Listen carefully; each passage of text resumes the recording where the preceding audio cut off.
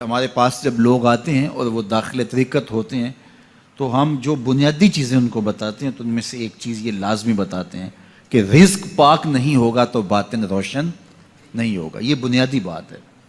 اگر رزق پاک نہیں ہے تو میرے حضور نے ارشاد فرمایا کہ ایک بندہ سفر کر کے کعبۃ اللہ کے صحن میں پہنچتا ہے اور کعبے کے پردوں کو تھام لا ہے وہ یمد یدیہ اور لمبے لمبے ہاتھ کر کے کہتا ہے اے اللہ, لیکن اس کا کھانا حرام ہے, اس کا پینا حرام ہے, اس کا لباس حرام ہے, وہ غذیہ بالحرام, اس کو غذا حرام سے دی گئی ہے.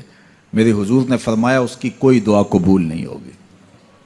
سفر کیا, جنگل پہاڑ کاٹے, سمندروں کو پاٹ کر کے آگے گیا, ہواؤں کے کلیجے چیر کے آگے بڑھا, مہینوں کی مسافتیں طے کر کے گیا اور کعبۃ اللہ کے سامنے کھڑا ہے, سین حرم میں مطاف میں کھڑا ہے, لیکن اس کا جسم حرام سے پلا ہے. اس نے جو پہنا ہے اس لباس کا تانا یا بانا حرام کا ہے, اس کو غذا حرام کی دی گئی ہے, اس نے پیا حرام کا ہے, اس نے کھایا حرام کا ہے, تو پھر اس کا یہ سارا سفر رائے گاں چلا جائے گا, اس کو کچھ نصیب نہیں ہوگا.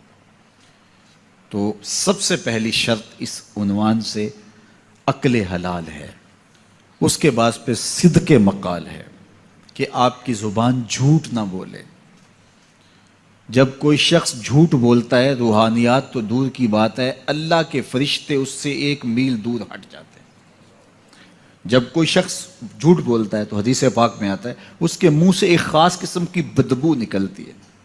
اس بدبو کو ہم نہیں سونگھ پاتے لیکن فرشتے سونگھ لیتے ہیں, چونکہ فرشتے انتہائی حساس مخلوق ہے اور وہ جھوٹ کی وجہ سے نکلنے والی بدبو کو سونگھتے ہیں. اللہ نے حضرت امام اعظم امام ابو حنیفہ رضی اللہ تعالیٰ عنہ کو یہ بصیرت عطا کی تھی اور یہ باطنی نظر بخشی تھی کہ جب کوئی شخص وضو کرتا تھا تو اس کے وضو کے پانی سے پہچان لیتے تھے کہ یہ کس گناہ کا مجرم ہے. جب بندہ وضو کرتا ہے تو وضو سے ہاتھوں کے گناہ جھڑتے ہیں, منہ کے گناہ جھڑتے ہیں, تو وہ وضو کے پانی سے اس بات کو محسوس کرتے تھے. اللہ نے ان کو وہ بصیرت عطا کی تھی, لیکن انہوں نے اللہ کی بارگاہ میں عرض کی مالک مجھ سے یہ چیز چھین لے, یہ چیز مجھے نہیں چاہیے. لوگوں کے بارے میں جو ہے وہ ایسا گمان پھر پیدا ہوتا ہے. تو فرشتوں کو اللہ نے وہ حساس جو ہے وہ پاکیزہ وجود دیا, اور ان کی حس ایسی ہے کہ وہ بدبو جو انسان بولتا ہے اور لفظوں سے جو اثرات نکلتے ہیں وہ محسوس کرتے ہیں. تو جب کوئی شخص جھوٹ بولتا ہے تو اس کے جسم سے, اس کی زبان سے جھوٹ کے ساتھ بدبو نکلتی ہے. اللہ کے فرشتے 1 میل دور تک پیچھے ہٹ جاتے ہیں.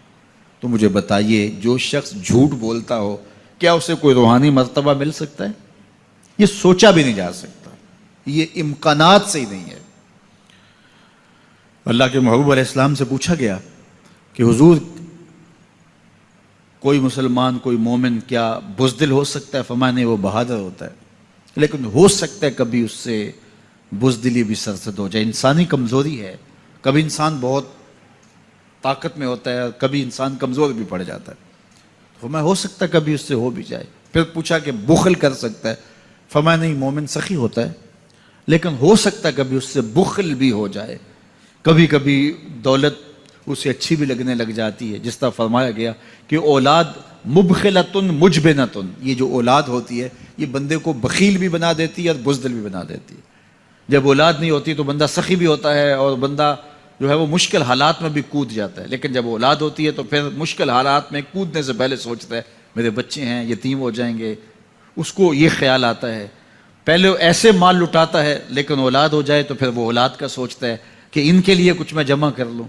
تو اولاد فرمایا میرے حضور نے کہ مبخلہ و مجبنہ, یہ بخیل بھی کر دیتی ہے اور یہ کمزور اور بزدل بھی بنا دیتی ہے.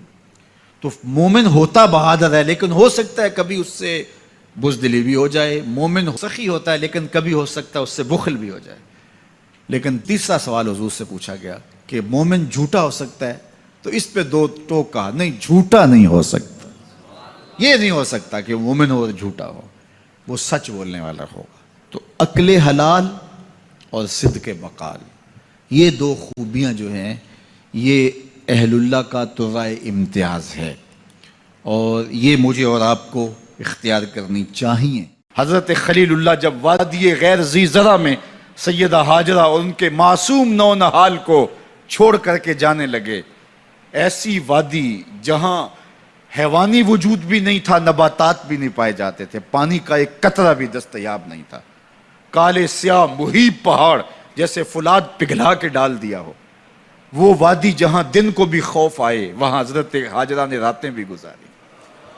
کتنا دردناک لمحہ تھا. جب سحری کا وقت ہوا، حضرت خلیل اللہ دعائیں دے کے رخصت ہونے لگے. حضرت ہاجرہ سلام اللہ نے آگے بڑھ کے اپنے شوہر نامدار کا دامن پکڑ لیا. تمسکت بعضیالہ، دامن پکڑ کے بولی، میرے شوہر نامدار، اس مہیب وادی میں، اس پہاڑوں کے دامن میں جہاں دن کو بھی خوف آئے، نونہال معصوم کے ہمراہ مجھے چھوڑ کے کہاں جا رہے ہو؟ حضرت خلیل اللہ نے کوئی جواب نہیں دیا.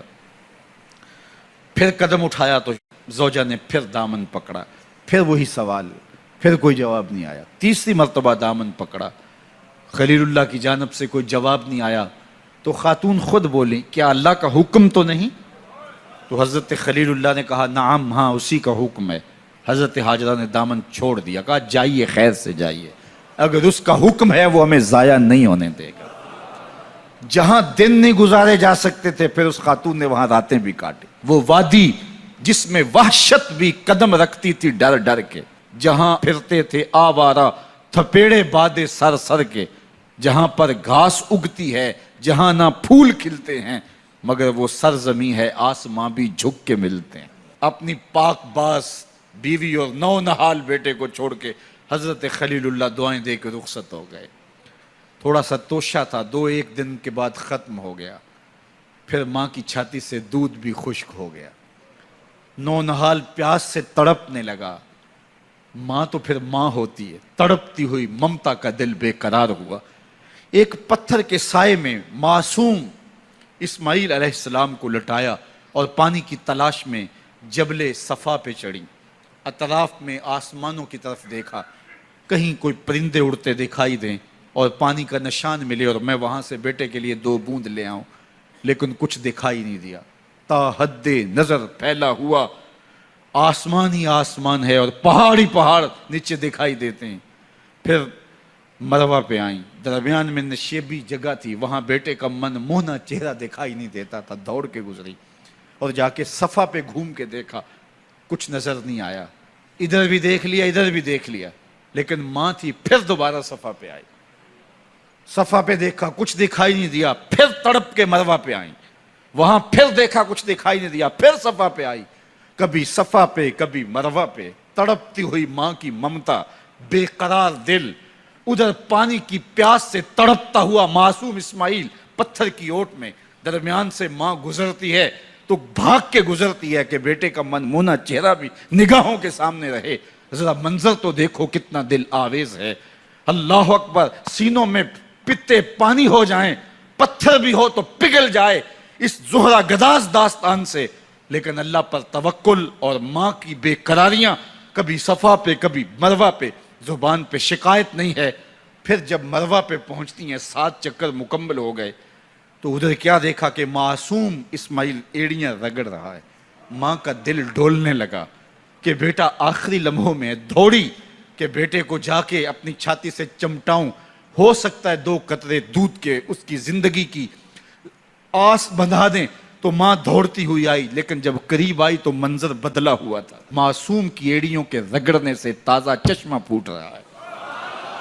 پانی ہے کہ بے قابو ہونا چاہ رہا ہے. آگے بڑھی، جلدی جلدی مٹی کی منڈھیری کرتے ہوئے کہا، زم زم، رک جا رک جا. اللہ اکبر. ہاجرہ سلام اللہ علیہا نے حضرت اسماعیل کی محبت اور اپنے رب پر توکل کی انوکھی اور البیلی داستان رقم کی. کہا، ہاجرہ تو نے بھی حد کر دی، لیکن قیامت تک تیری راہوں کو بھی جلوہ گاہ بنا دیں گے. یہاں نبی بھی دوڑیں گے، ولی بھی دوڑیں گے، غوث بھی دوڑیں گے، کتب اور ابدال بھی دوڑیں گے، شہنشاہ بھی دوڑیں گے، کج کلا بھی دوڑیں گے. یہ دوڑنا ہم عبادت بنا دیں گے. حتیٰ کہ امام الانبیاء بھی ان راہوں کی سائی کرتے رہے. عجیب رنگ، عجیب منظر اور عجیب کیف کا عالم. اچھا، یہاں رک کے ایک بات کرنا چاہوں گا، اگر آپ کی توجہ ہو. جہاں حضرت ہاجرہ دوڑیں اور ان کے مبارک قدم وہاں لگے اور لگ کے ہٹ گئے، عارضی نسبت ہے، مستقل نسبت نہیں ہے. جہاں ان کے قدم لگ کے ہٹ گئے وہ جگہ تو جلوہ گاہ بن گئی، اور جہاں حضور خود جلوہ فرما ہیں وہ گنبد خضرا جلوہ گاہ کیوں نہیں ہو سکتا ہے؟ اب یہ پانی جہاں حضرت اسماعیل کے قدم لگے، یہ پانی دنیا کا عظیم ترین پانی ہے، اور پھر اس کا پروٹوکول یہ ہے، اس کو کھڑے ہو کے پیا جاتا ہے۔ یار یہاں بھی روک کے ایک بات کہہ دوں، حضرت اسماعیل کے قدموں کو چھونے والے پانی کا پروٹوکول ہے کہ اس کے لیے کھڑے ہو جائیں، اور حضرت اسماعیل مسجد اقصیٰ میں جس کے پیچھے کھڑے ہو کے نماز پڑھتے ہیں اس امام کے لیے کھڑے ہو کے مصطفیٰ جان رحمت پہ لاکھوں سلام پڑھ لیں تو اس میں شرک کہاں سے آ جائے گا؟ تو یہ تکریم ہے، یہ عزت ہے اس پانی کی کہ اس نے حضرت ذبیح اللہ کے قدم چھوئے ہیں۔ تو یہ سارا حج، اللہ اکبر، ہمیں ہمارے ماضی سے جوڑتا ہے۔